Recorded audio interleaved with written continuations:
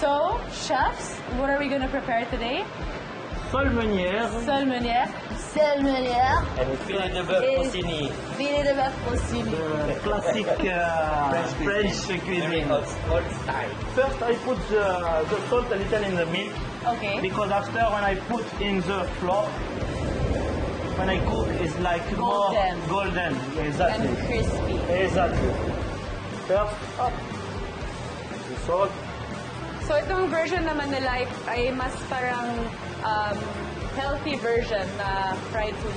Kasi yun, milk lang, wala naman sobrang, hindi naman super ma-flour. Actually, sole is very used fish in France. Yes, exactly, because it's very, very masarap. Tingnan nyo naman yung amount ng butter. Yun talaga ang mga tunay na French. French talaga sila. Salt. More butter, because... Kaya kung tumakbo mamaya. Yeah, il faut que je cours un petit peu tout à l'heure. Good cooking, slowly, not too much, because after, if you cook very, very fast, Yes. the butter burns. So now we're doing the bœuf Rossini. Le bœuf Rossini. What is Rossini? bœuf Rossini? So in France we love to eat our steak bleu. Yes, bleu. Bleu means Rare. super, super, super rare. As in, it's just hot and then seared around. And some foie gras. Ooh, foie gras ay, Rossini, say, huh? duck liver, say, Exactly. foie gras is duck liver. So it's nice and golden Exactly. and Now, buttery. finish the sauce. With some capers, Capers, parmesan juice, yun yung sauce. Simple din.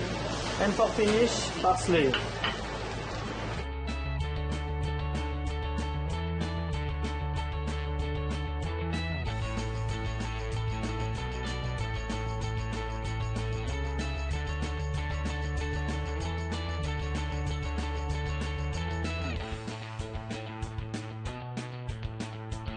Handa ba ako?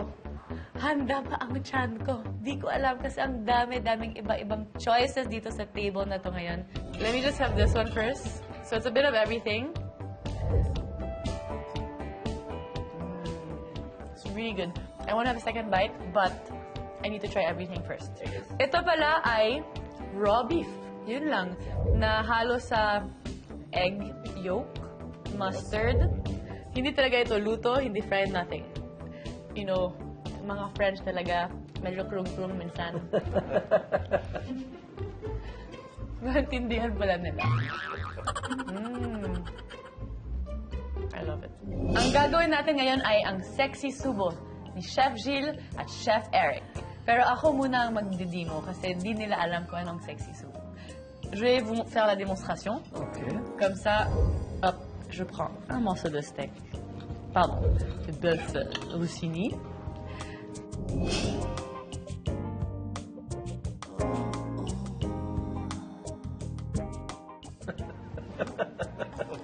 Bon, on va y aller, hein.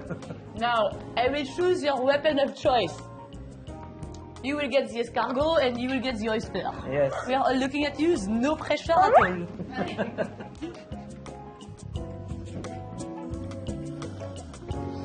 Ooh, French na French. Game na game siya. Now, Chef Eric is the pressure is Wow. on the ceiling. Okay. He's oh my gosh. He used to look at the camera, make love to the camera.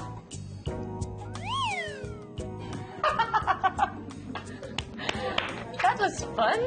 Okay, now let's go to the sole meunière. Okay. So ito yung fish na niluto namin kanina na yun, simple lang na fried sa butter.